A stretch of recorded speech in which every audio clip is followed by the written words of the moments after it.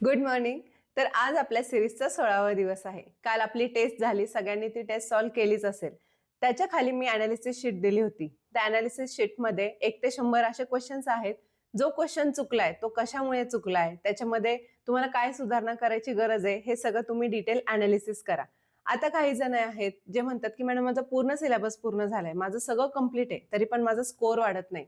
तर त्या एनालिसिस शीटद्वारे तुम्हाला कळेल, की तुमचं काय चुकतंय आणि तुम्हाला काय सुधारणा करायची गरज आहे. ठीक आहे? अशा प्रकारे तुमच्या चुकांवर सुधारणा करा आणि मार्क वाढवायचा प्रयत्न करा. चला तर मग सुरू करूया आपल्या आजच्या व्हिडिओला. आपला पहिला प्रश्न आहे, वंदे मातरम हे गीत कोणत्या कादंबरीतून घेतलेले आहे? तर हे गीत कोणत्या कादंबरीतून घेतलंय? आनंदमठ. हे गीत कोणी लिहिलंय? तर हे गीत लिहिले आहे बंकिमचंद्र चॅटर्जी. हा मी प्रश्न तुम्हाला विचारला होता, की ह्या गीताची रचना कोणी केली आहे? तर ती कोणी केली आहे? बंकिमचंद्र चॅटर्जी. हा क्वेश्चन इम्पॉर्टंट का आहे? कारण ह्या गीताला 150 वर्ष पूर्ण झालेली आहेत. म्हणून हा प्रश्न काय ठरतो? इम्पॉर्टंट ठरतो. कधी पूर्ण झाली? तर 7 नोव्हेंबरला ह्याला 150 वर्ष पूर्ण झाली आणि ह्याच्या निमित्त काय झालं, की भारत सरकार जे आहे ते काय करते? सेलिब्रेट करतंय. मग आता ह्या गीताची रचना कधी झाली? तर ती 7 नोव्हेंबर 1882 रोजी ह्या गीताची रचना झाली. आणि हे राष्ट्रीय गीत म्हणून कधी स्वीकार केला ह्याचा? तर 24 जानेवारी 1950 रोजी जे आपलं संविधान सभेचं अधिवेशन भरलं होतं, तर या संविधान सभेमध्ये संविधान सभेचे अध्यक्ष राजेंद्र प्रसाद यांनी काय केलं? या वंदे मातरम या गीताला राष्ट्रीय गीत म्हणून स्वीकार केला. मग तुम्हाला असाही प्रश्न विचारू शकतात, की ह्याची मूळ भाषा कोणती आहे? तर ह्याची मूळ भाषा कोणती आहे? बंगाली आणि संस्कृत या भाषेतून हे गीत लिहिले होते. हे जे बंकिमचंद्र चॅटर्जी होते, तर ह्यांनी ब्रिटिश सरकारमध्ये कलेक्टर म्हणून सुद्धा काम केलेले आहे, ब्रिटिश सरकारमध्ये. आता ह्या गीताला 150 वर्ष पूर्ण झाली म्हणून भारत सरकार तुम्ही ऐकलं असेल, की आकाशवाणी, रेडिओमध्ये वगैरे ह्याच्या संबंधी बरेचसे कार्यक्रम सुरू आहेत. बरेचसे कार्यक्रम घेतले जात आहेत. ठीक आहे? म्हणून हा प्रश्न इम्पॉर्टंट ठरतो. आपला पुढचा प्रश्न आहे, भारतातील सगळ्यात लांब रेल्वे टनेल कुठे आहे? तर ते आहे पीर पांजाल टनल जम्मू काश्मीर. ह्याची लांबी किती आहे? 11.2 किलोमीटर आणि हा आपल्या आशियाचा दुसरा सर्वात लांब बोगदा आहे. त्यामुळे हा इम्पॉर्टंट आहे. आता डॉक्टर श्यामाप्रसाद मुखर्जी टनल जम्मू काश्मीर हा काय आहे? तर हा सर्वात लांब काय आहे? हायवे रोड टनल आहे. हायवे रोड टनल आणि ह्याची लांबी किती आहे? तर 9.28 किलोमीटर. आता तुम्ही म्हणाल, की मॅडम अटल टनल हिमाचल प्रदेशमधला सगळ्यात लांब आहे. पण तो कुठला लांब आहे? तर हा जगातील सर्वात लांब आहे. पण किती फीट उंचीवरचा? तर 10,000 फीट उंचीवरचा सर्वात लांब टनल आहे आणि तो कुठे आहे? हिमाचल प्रदेशमध्ये. आणि ह्याची लांबी किती आहे? तर 9.02 किलोमीटर. ठीक आहे? जगातील सर्वात लांब टनल आहे हायवे टनल. आता आपण पुढचा प्रश्न घेऊया. त्रिशूल 2025 युद्ध अभ्यासाचे नेतृत्व कोण करत आहे? तिन्ही दल एकत्र येऊन युद्ध अभ्यास करत आहे. त्रिशूल 2025 युद्ध अभ्यास कधी सुरू झाला? तर तो झाला 3 नोव्हेंबर पासून. अजूनही सुरू आहे. आता आणखी ह्याच्यामध्ये सांगायचं म्हणजे काय? आणि हा युद्ध अभ्यास कुठे सुरू आहे? असाही तुम्हाला प्रश्न विचारू शकता. तर राजस्थान, गुजरात आणि आपला अरबी समुद्र येथे काय आहे? हा युद्ध अभ्यास सुरू आहे. हा युद्ध अभ्यासाचे मुख्य उद्दिष्ट काय आहे?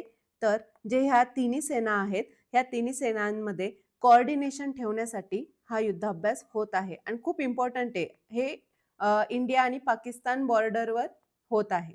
चला पुढचा प्रश्न बघूया. आता आपला पुढचा प्रश्न आहे, महाराष्ट्र पोलीस दलाच्या मुखपत्राचे नाव काय आहे? हे बघा, काय आहे? दक्षता आहे. हे मासिक आणि त्रैमासिक आहे. आता दक्षता या मुखपत्रामध्ये यशोगाथा हा विभाग आहे. यशोगाथा हा विभाग आहे आणि ह्याच्यामध्ये पोलिसांच्या सन्माननीय कार्याचा काय केला जातो? आढावा घेतला जातो. ह्या मुखपत्राचा मुख्य उद्देश काय आहे? तर मुख्य उद्देश आहे, की दलातील जे कार्य आणि प्रेरणादायी कामगिरी जी आहे ती प्रसिद्ध करणे. हा ह्याचा मुख्य उद्देश आहे. मग तुम्हाला आणखी असाही प्रश्न विचारू शकतात, की महाराष्ट्र पोलीस दलाचा स्मृती दिन कधी असतो? पुन्हा जे आपले महाराष्ट्र पोलीस अधिनियम 1951 आहे, तर त्याच्या रिलेटेडमध्ये काही कलम विचारू शकतात. बरेचसे प्रश्न विचारू शकतात. कारण आपण पोलीस भरतीची एक्झाम देतोय. आता महाराष्ट्र पोलीस अकॅडमी कुठे आहे? तर ती कुठे आहे? नाशिक येथे आहे. आता तुमच्यासाठी प्रश्न काय आहे, की जे महाराष्ट्र पोलीसचे ब्रीद वाक्य आहे, ते ब्रीद वाक्य कोणते आहे? हे तुम्ही मला सांगायचं आहे. ठीक आहे? इम्पॉर्टंट क्वेश्चन आहे. आपला पुढचा प्रश्न आहे, देवेंद्र फडणवीस यांनी किती वेळा मुख्यमंत्री म्हणून काम पाहिले आहे? तर त्यांनी 3 वेळा मुख्यमंत्री म्हणून काम पाहिले आहे. आणि देवेंद्र फडणवीस हे काय आहेत? गृहमंत्री आहेत. आणि आपण पोलीस भरतीची एक्झाम देतोय, तर ते कोणत्या खात्यात येतं? गृह खात्यात येतं. म्हणून हा प्रश्न इम्पॉर्टंट आहे. आणि हे कोणत्या पक्षाचे आहेत? तर हे बीजेपी पक्षाचे आहेत. आणि हे कोणतं सरकार आहे? तर हे महायुतीचं सरकार आहे. आता महायुतीमध्ये कोण कोण आहे हे तर तुम्हाला माहितीच आहे. आता ह्याच्यावर आणखी प्रश्न कसे विचारू शकतात? जे आपल्या महाराष्ट्राचे पहिले मुख्यमंत्री कोण आहेत? तर ते आहेत यशवंतराव चव्हाण. आणि सर्वाधिक काळ मुख्यमंत्रीपद भूषवलेले कोण आहेत? तर ते आहेत वसंतराव नाईक. वसंतराव नाईक यांचा जन्मदिवस काय म्हणून सेलिब्रेट करतात ते तुम्ही मला सांगायचंय. ठीक आहे? आणि मुख्यमंत्र्यांना कोण शपथ देतं? तर राज्यपाल शपथ देतात. आता तुम्हाला हेही विचारू शकतात की मुख्यमंत्री पद हे कोणत्या कलमात आहे? तर ते आहे 164. कलम 164. मुख्यमंत्रीवर खूप सारे प्रश्न येऊ शकतात. त्या दृष्टीने अभ्यास करा. आणि हे गृहमंत्री आहेत म्हणून हा प्रश्न काय ठरतो? इम्पॉर्टंट ठरतो. ठीक आहे? चला तर पुढचा प्रश्न बघूया. आता आपलं मराठी सुरू झालं आहे आणि आज आपला टॉपिक आहे विशेषण. विशेषणचं आपण काय करूया अगोदर? तोंड ओळख करूया आणि मग आपले प्रश्न सॉल्व्ह करूया. आता मी इथे तुम्हाला फक्त बेसिक आणि विशेषणमध्ये काय जास्त इम्पॉर्टंट आहे हे सांगणार आहे. तुम्ही काय करायचंय? विशेषण हा पूर्ण टॉपिक क्लिअर करायचा आहे. शब्दांच्या जातीमधला हा एक टॉपिक आहे. हे बघा, शब्दांच्या जाती खूप मोठा आहे. म्हणजे क्रियापद, क्रियाविशेषण, सर्वनाम, नाम वगैरे. पण आपल्याला एकत्र हे जर घेतलं तर तुम्हाला म्हणजे तेवढं मला डिटेलमध्ये किंवा एक थोडंसं पुसटसं पण सांगता येणार नाही. म्हणून मी काय करते की त्यामधले पण टॉपिक घेते. आता विशेषण. विशेषण ह्याच्यावर सुद्धा 2 ते 3 मार्क्सचे क्वेशन्स येतात आणि हे प्रत्येक क्वेशन पेपरमध्ये ह्याच्यावर क्वेशन आहे. म्हणजे मी एनालिसिस केलं, तर विशेषण हा टॉपिक खूप इम्पोर्टंट आहे. तर विशेषणची व्याख्या काय आहे? तर विशेषणची व्याख्या आपल्याला सांगते, जेव्हा नामाबद्दल जेव्हा विशेष माहिती सांगणारा एक शब्द असतो आणि तो विकारी शब्द असतो. तर त्या विकारी शब्दास काय म्हणतात? विशेषण असे म्हणतात. आता विशेषणाचे 3 मुख्य प्रकार आहेत. कोणकोणते? तर पहिला आहे गुणविशेषण. गुणविशेषणमध्ये काय येतं? की तू सुंदर आहेस, कारलं कडू आहे, ऊस गोड आहे, बरोबर? दुसरं येतं संख्याविशेषण. संख्याविशेषण खूप मोठं आहे, ते आपण बघूया. पण संख्याविशेषणचे आणखी किती प्रकार पडतात? तर 5 प्रकार पडतात. पहिला आहे गणनावाचक, दुसरा आहे क्रमवाचक, तिसरा आहे आवृत्तीवाचक, चौथा आहे पृथकत्ववाचक आणि 5वा आहे अनिश्चित. ठीक आहे. आता गणनावाचकमध्ये काय येतं? तर गणनावाचकचे पुन्हा स्वतः 3 प्रकार पडतात. कोणकोणते? पूर्णांक, अपूर्णांक आणि साकल्यवाचक. साकल्यवाचक खूप इम्पॉर्टंट आहे. ह्याच्यावर क्वेश्चन येतो आणि सगळ्यात जास्त काय विचारतात माहिती आहे? उभयता, ओघे, पुन्हा चारी, पाची असे साकल्यवाचक शब्दाचे विशेषण आहेत. उभयता हे खूप वेळा विचारलेलं आहे. पूर्णांकमध्ये काय येतं? नॉर्मल 1, 2, 3, 4 म्हणजे काय म्हणतात इन्फिनिटी पर्यंत. आणि अपूर्णांक म्हणजे अर्धा, पाऊण, पावशर, अजून काय म्हणतो आपण आतपाव वगैरे ते काय येतं अपूर्णांकमध्ये. आता क्रमवाचक. क्रमवाचकमध्ये काय येतं? पहिला, दुसरा, तिसरा असं चौथा, 100वा वगैरे. आवृत्तीवाचकमध्ये काय येतं? माझा आनंद द्विगुणित झाला. तुझ्या दुप्पट मी हुशार आहे. बरोबर? पृथकत्व म्हणजे आवृत्तीमध्ये दुप्पट, तिप्पट, चौपट, सातपट वगैरे हे आवृत्तीवाचक झाले. पृथकत्ववाचक म्हणजे 1-1, 5-5, 4-4 म्हणजे एक शब्द 2-2दा येतो. तो म्हणजे पृथकत्ववाचक. अनिश्चित. अनिश्चित म्हणजे सर्व. आता सर्वमध्ये तुम्हाला कळतं का किती संख्या आहेत, किती काय आहे?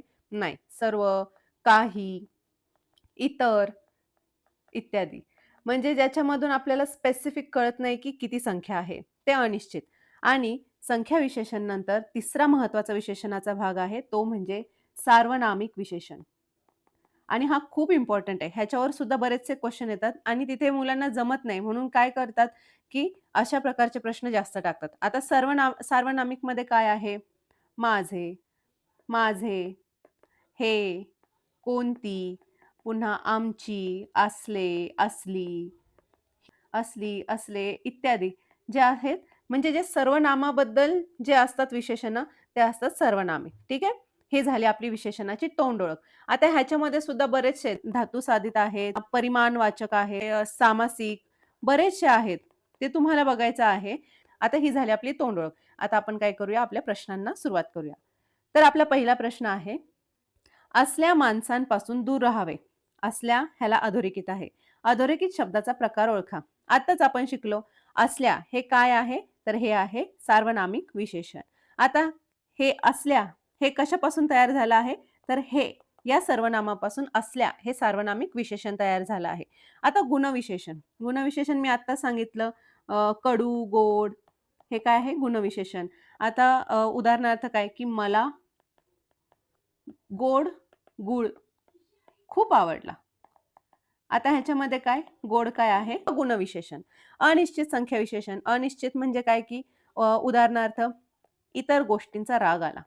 मला इतर गोष्टींचा राग आला.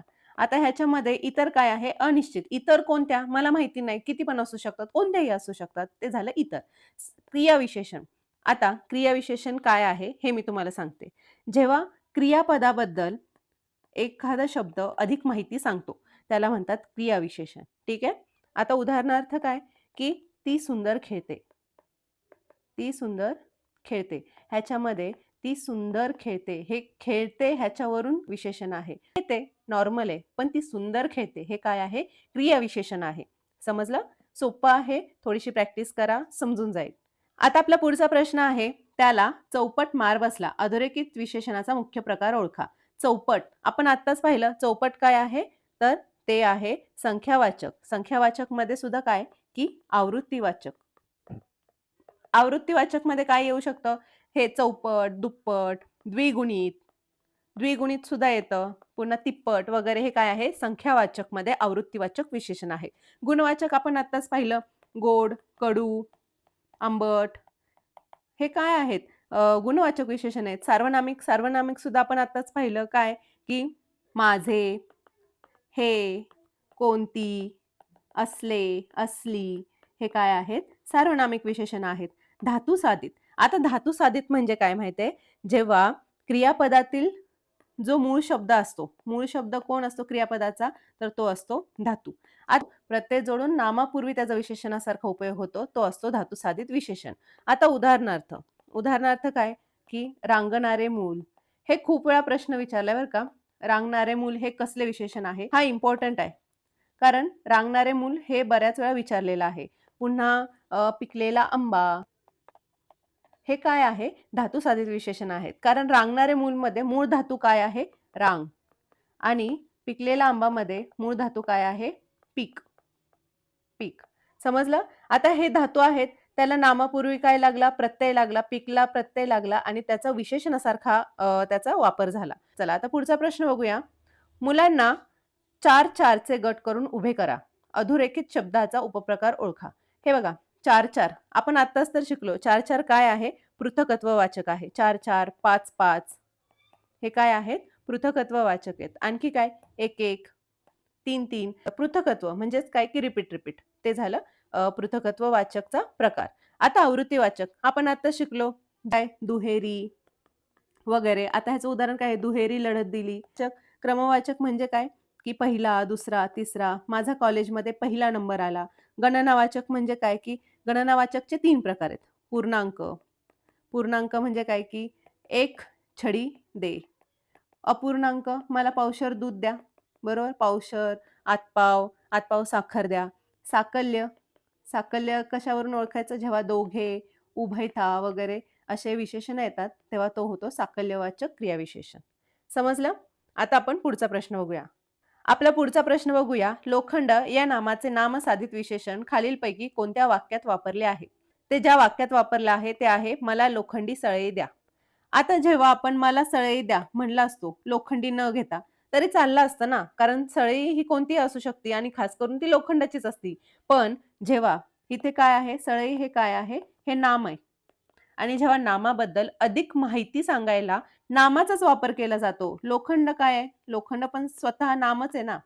पण जेव्हा सळई ह्या नामाबद्दल अधिक माहिती सांगणारा सुद्धा नामच असतो, तेव्हा ते काय होतं, नामसाधित विशेषण. उदाहरणार्थ आता आणखी एक उदाहरण बघायचं म्हणलं तर मला सातारी कंदी पेढे पेढे आवडतात.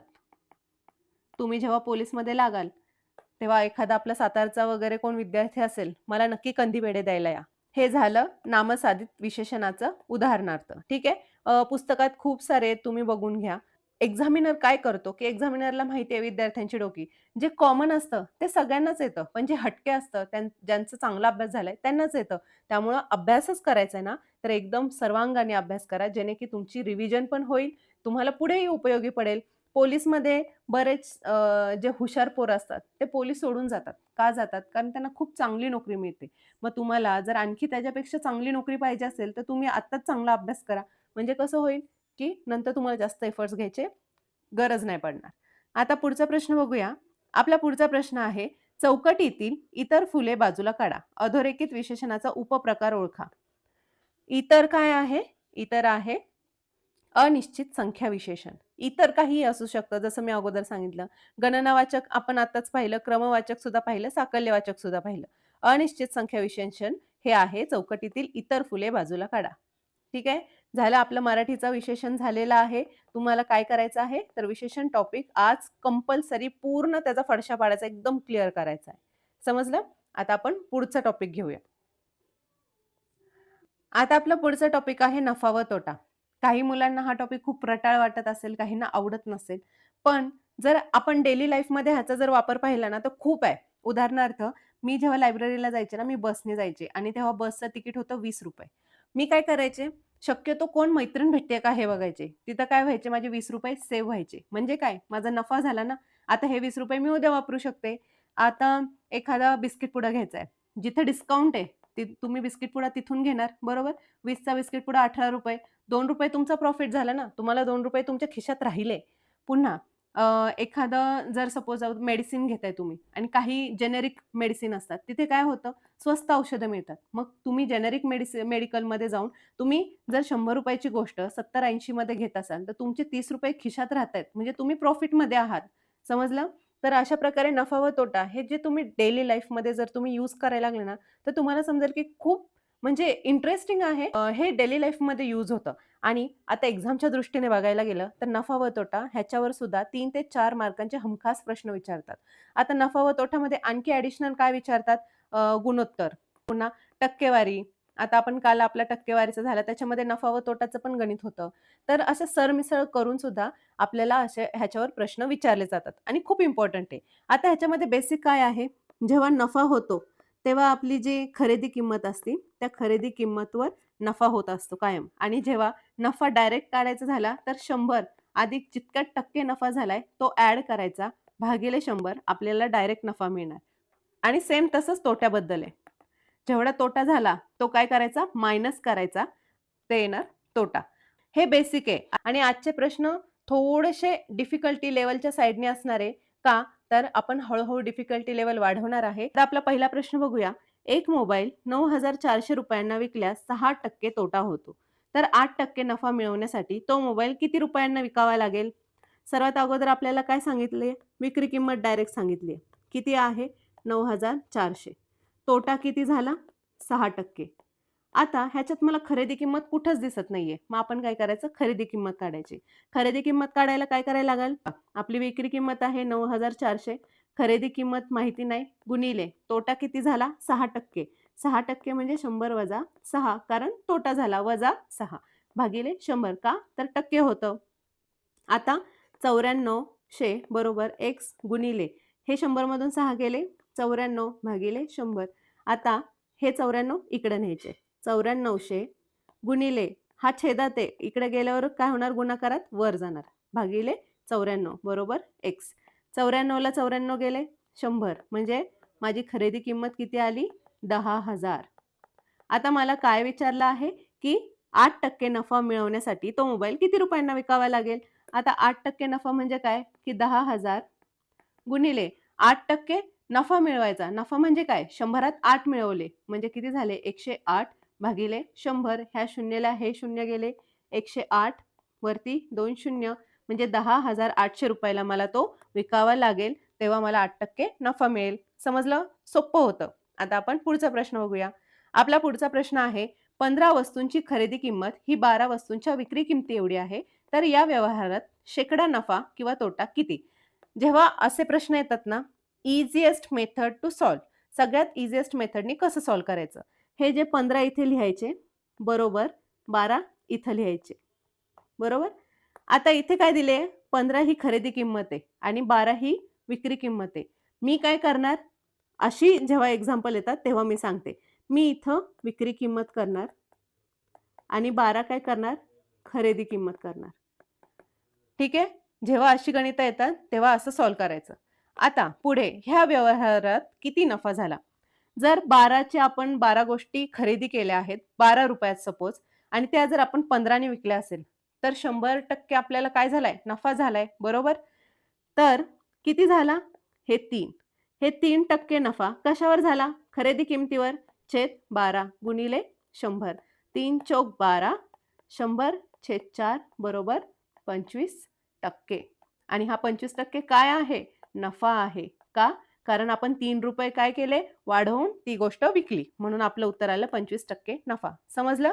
जेव्हा अशा प्रकारची उदाहरणं येतात तेव्हा ती अशा प्रकारे सॉल्व्ह करायची. समजलं? चला आता पुढचा प्रश्न बघूया.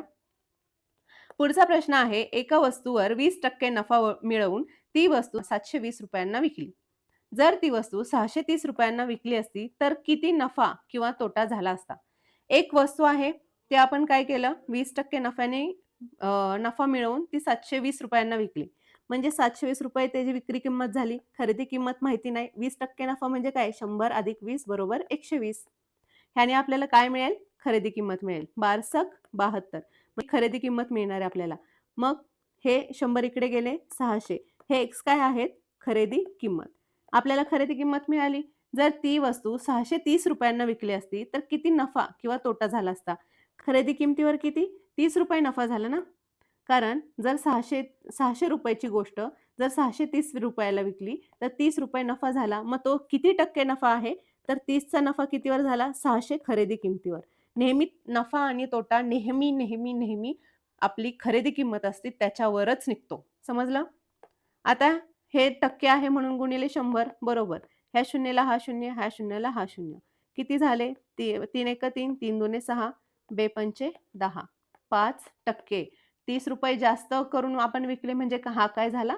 नफा झाला. म्हणून आपलं उत्तर आलं 5% नफा. समजलं? सोपं होतं. आता आपण पुढचा प्रश्न बघूया. आपला पुढचा प्रश्न आहे, एका वस्तूची छापील किंमत ₹2000 आहे.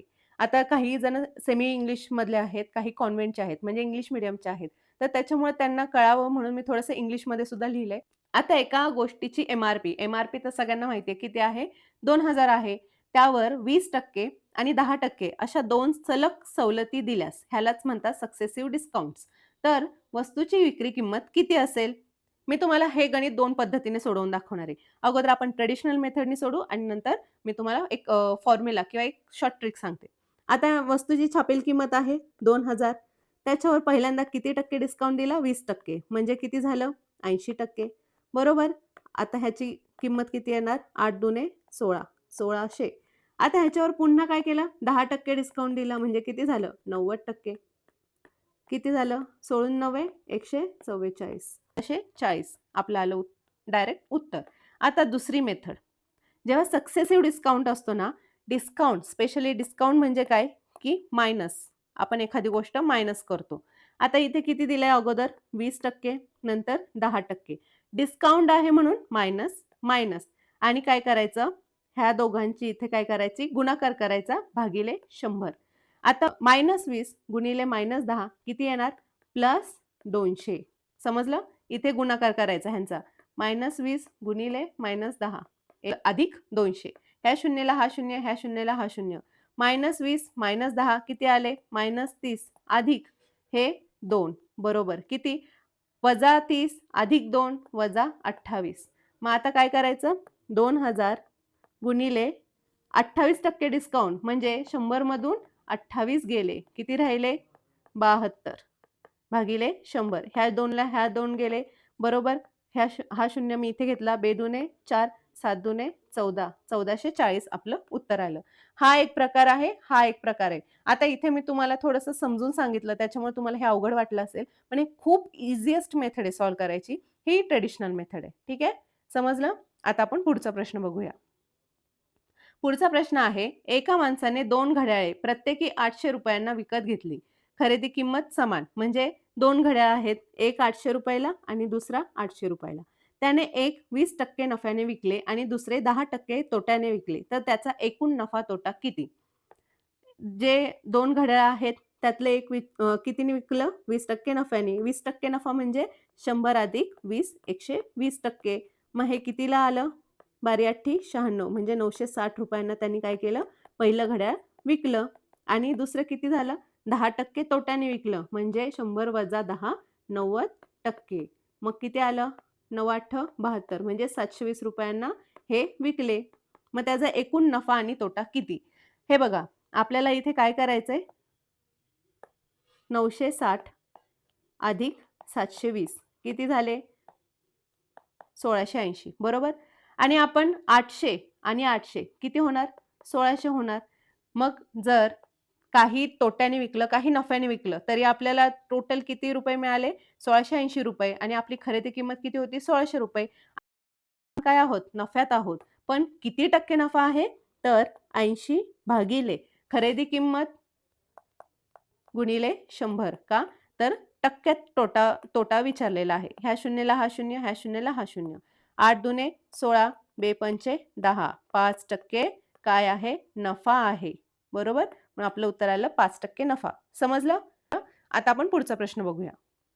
आता मित्रांनो, आपला थोडासा हा अवघड प्रश्न आहे. अवघड म्हणण्यापेक्षा थोडासा लॉजिकल प्रश्न आहे. असे प्रश्न विचारू शकतील म्हणून मी हा प्रश्न घेतलेला आहे. आता बघूया हा काय प्रश्न आहे. एक अप्रामाणिक दुकानदार वस्तू 10% तोट्याने विकण्याचा दावा करतो, परंतु तो 20% कमी वजन वापरतो. तर त्याचा खरा नफा व तोटा किती?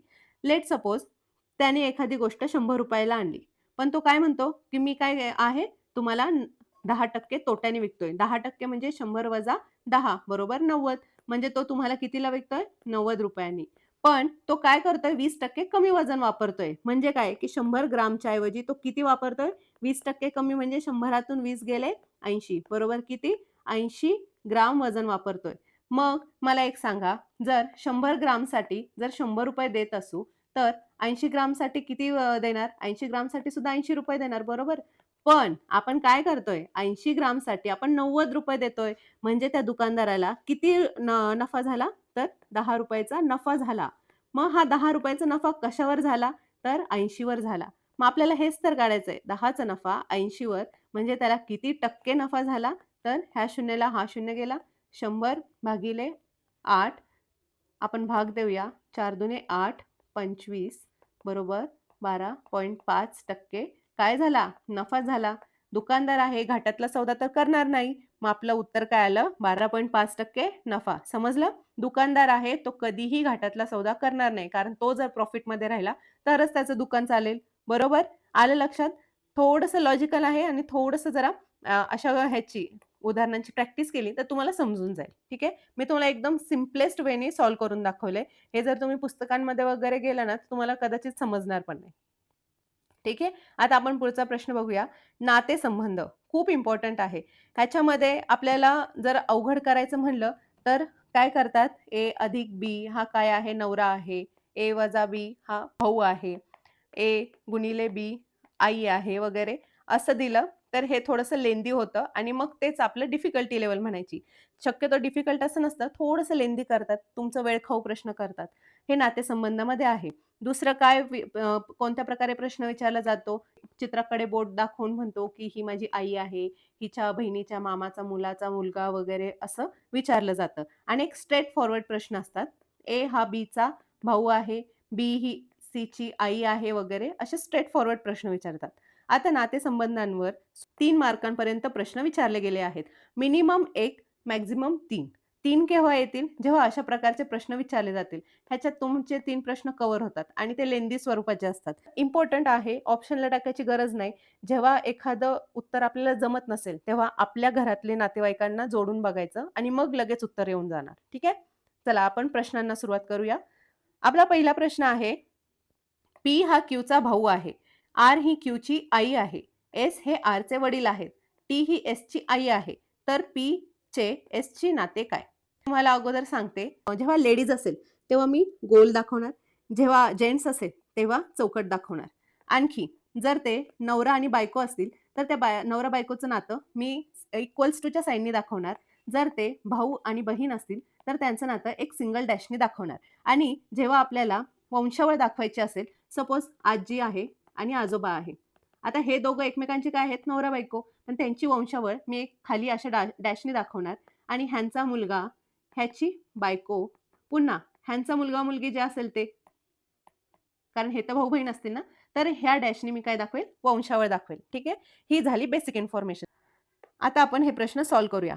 पी काय आहे? क्यूचा भाऊ आहे. मग पी आणि क्यू काय आहेत? भाऊ आहेत. आता पी भाऊ आहे म्हणून चौकोन.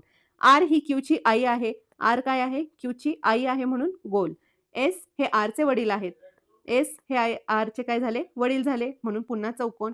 आणि टी ही एसची आई आहे. म्हणजे इथे पुन्हा आणखी वर टी काय झाली? एसची आई झाली म्हणून गोल. आता आपल्याला विचारलं काय आहे? पीचे एसची नाते काय? पी इथे आहे, एस इथे आहे. एस हा पीचा काय झाला? आजोबा झाला, बरोबर? कारण पीची आई कोण आहे? आर आहे. आणि पी हा एसचा काय झाला? नातू झाला. मग आपल्याला काय विचारलं आहे? पीचे एसची नाते विचारलंय. अगोदर पी विचारलाय म्हणून पी काय येणार? नातू येणार. जर एसचे पीची विचारलं असतं तर मग आलं असतं उत्तर आजोबा. ठीक आहे, इथे गफलत करतात. थोडंसं शब्दांमध्ये फेरफार केली की थोडंसं उत्तरही बदलतं, पण मुलं त्याला नजरअंदाज करतात आणि मग हातचे मार्क घालून बसतात. अशा प्रकारे हे सोडवायचं आहे. ठीक आहे, जर तुम्हाला इथे असं विचारलं असतं, क्यूचे आरशी नाते काय? आरशी नाते काय? मग तुमचं उत्तर काय आलं असतं हे मला सांगा. मला बघायचंय कोण कोण उत्तर देतं आणि कोण कोण लेक्चर बघते हे सुद्धा मी बघणार आहे. क्यूचे आरशी नाते काय? आता आपण पुढचा प्रश्न बघूया. आपला पुढचा प्रश्न आहे, एम हा एनचा भाऊ आहे, बी हा एनचा भाऊ आहे, एम हा डीचा मुलगा आहे, तर एनचे डीशी नाते काय? आपण सोडवून घेऊया. एम काय आहे? एनचा भाऊ आहे म्हणून चौकोन. बी हा एनचा भाऊ आहे, बी पण काय आहे? एनचा भाऊ आहे. एम हा डीचा मुलगा आहे म्हणजे ह्याचा पप्पा कोण आहे? डी आहे. कारण एम हा डीचा मुलगा विचारलाय म्हणजे बीचे वडील पण कोण होणार? डी होणार. एनचे वडील पण कोण होणार? डी होणार. आता एनचे डीशी नाते काय? हे बघा, आपल्याला एनचं जेंडर कुठं सांगितलेलं नाही. आपल्याला ना तो मुलगा सांगितलाय ना मुलगी सांगितलाय. मग आपण काहीच ठरवू शकत नाही म्हणून आपलं उत्तर येणार मुलगा किंवा मुलगी. समजलं? आता हा प्रश्न काहींना समजेल, काहींना समजणार नाही. पण अशा प्रकारचे जर परीक्षेत प्रश्न आले तर ते कसे सोडवायचे ह्याच्यासाठी मी मुद्दाम प्रश्न घेतलाय हा.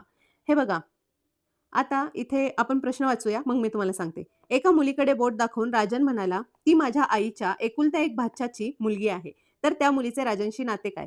आपल्या इथे भाचे कोणाला म्हणतात? एकतर मामाच्या मामाच्या मुलांना, बरोबर?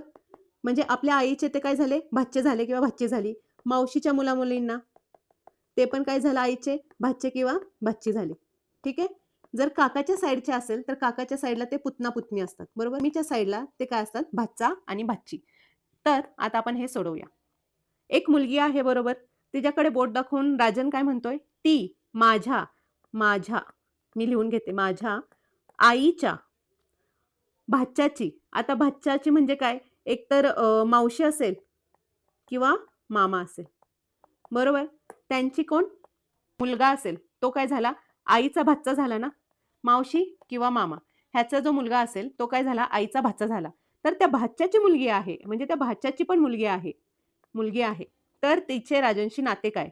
हे बघा, हा माझ्या म्हणजे मी झालो. मावशी मामाचा जो मुलगा असेल तो काय झाला? माझा मावस भाऊ किंवा मामे भाऊ. आणि त्याची मुलगी ती माझी कोण झाली? भाची झाली. मग आपण बघूया ऑप्शन आहे का? आहे, भाची. ठीक आहे, आता पुढचा प्रश्न बघूया. हा प्रश्न सॉल्व्ह करूया. हा पण प्रश्न काहीसा वरच्या सारखाच आहे पण सोपा आहे. एका स्त्रीची ओळख करून देताना शशांक म्हणाला, ही माझ्या आजीच्या एकुलत्या एक मुलाची मुलगी आहे. तर ती स्त्री शशांकची कोण? हे बघा, मी अगोदर काय म्हणते? ही माझ्या आजीच्या, अगोदर काय? माझी आजी. मी अगोदर मला काढून घेतो. ठीक आहे, माझी. इथं काय पण असेल, माझी आई असू शकतात किंवा वडील असू शकतात. ठीक आहे, आई असू शकते, वडील असू शकतात. ह्यांची आई असू शकते.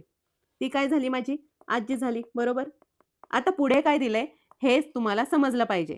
एकुलत्या एक मुलाची मुलगी आहे. म्हणजे आजीला एकुलता एक मुलगा आहे. ना बहीण आहे, ना काय आहे. म्हणजे एकुलता एक मुलगा म्हणजे काय झालं? माझे वडील झाले आणि त्यांची ती मुलगी आहे. म्हणजे काय झाली? माझी बहीण झाली. बरोबर? एकुलता एक मुलगा, त्याची ही मुलगी आणि ही काय झाली मग माझी बहीण झाली. म्हणून माझं उत्तर आलं बहीण. समजलं? एकुलता एक मुलगा गेम चेंजर ठरला. पुढचा प्रश्न बघूया. हा आपला मुद्दाम मी शेवटी ठेवलाय हा प्रश्न. हे जे प्रश्न असतात ना, थोडेसे लेंदी असतात आणि थोडेसे काय असतात, किचकट असतात. प्रत्येकाचं जे असे दिलेले असतात ना, तर हे वेगवेगळे क्वेश्चन असतात. हे तुम्हाला इन्स्ट्रक्शन सेमच असते, पण हे प्रश्न वेगवेगळे असतात. मग ते थोडेसे टाईम कन्झ्युमिंग असतात. असे प्रश्न शक्यतो काय करायचे, शेवटी ठेवायचे. म्हणून मी पण आपल्या लेक्चरच्या शेवटी ठेवलाय. चला मग आपण सॉल्व्ह करूया. मी काय करते, मी जेव्हा पण पेपर लिहिते ना, मी काय करते अगोदर असं एक ठिकाणी लिहून घेते. ॲट द रेट म्हणजे काय? पत्नी. डॉलर म्हणजे काय? मुलगा. पर्सेंटेज म्हणजे काय? बहीण. आणि अँड म्हणजे काय? वडील. आता डायरेक्ट आपण प्रश्नांवर हमला करायचा. पी काय आहे? मुलगा आहे. थोडंसं खाली घेते. पी आहे मुलगा. कोणाचा? क्यूचा. Q and R. क्यू काय आहेत? वडील आहेत. कोणाचे? आरचे. पी मुलगा आहे म्हणून चौकोन. R percentage S. आर कोण आहे? बहीण आहे. कोणाची? एसची. तर पीचे एसशी नाते काय? पी काय झाला? भाऊ झाला.